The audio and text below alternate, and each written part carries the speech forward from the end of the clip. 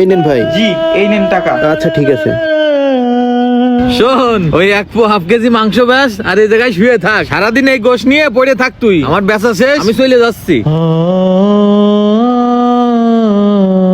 তোমার এই গোশ বেশে বাড়ি যেতে হবে না, আমার বেচা কেনা শেষ, আমি চলে গেলাম, তুই থাক।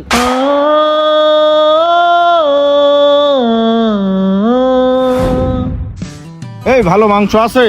হ্যাঁ মাংস হবে চাচা, ভালো মাংস হবে। এখানে কত কেজি মাংস হবে? এখানে মাংস 25 কেজি হবে। আচ্ছা, সবটুকু দিয়ে দাও।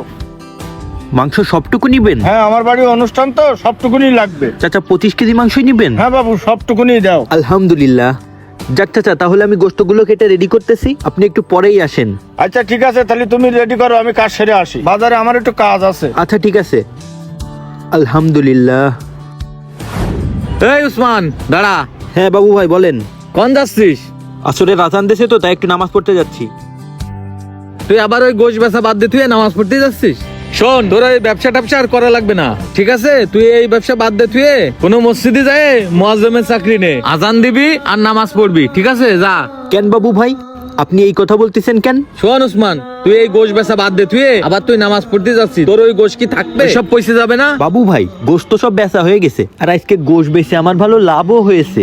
এই তুই আমার সাথে মিথ্যা কথা করছিস কেন? তুই এই যে নামাজ পড়িস, আবার এই যে আমার সাথে মিথ্যা কথা করছিস। তোর গোশ বিক্রি হয়েছে কখন রে? আমি আসার সময় দেখে আসলাম তোর গোশ সব রয়েছে। ভাই সবই আল্লাহর রহমত, আর রিজিকের মালিক তো আল্লাহ। আল্লাহ যদি চাই সব পারে। এক কাস্টমার আইসে সব গোশত কিনে নিয়ে চলে গেছে। কি করছিস? কেবল দেখে আসলাম, এতগুলো কোষ একবারে সব বিক্রি করে ফেলাছিস?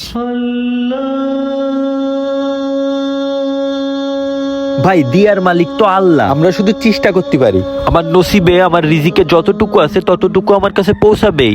এজন্য আমি আল্লাহর ইবাদতকেই সব থেকে বেশি প্রাধান্য দিই। বেচা কিনা তো পরেও করা যাবে, কিন্তু এক ওয়াক্ত নামাজ ছুটে গেলি সেটা তো আমি আর পরে পাবো না।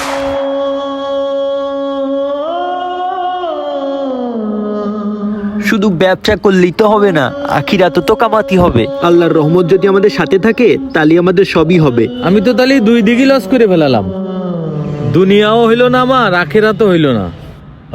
তুই তো মেলা আগই গেলি, তুই নামাজও পড়িস আবার ব্যবসাও করিস, তুই তো তাহলে ঠিক কাজ করিস। আমি তো এতদিন ভুল কাজই করে আসলাম, আমি তো তাহলে অনেক লস করে ফেলালাম।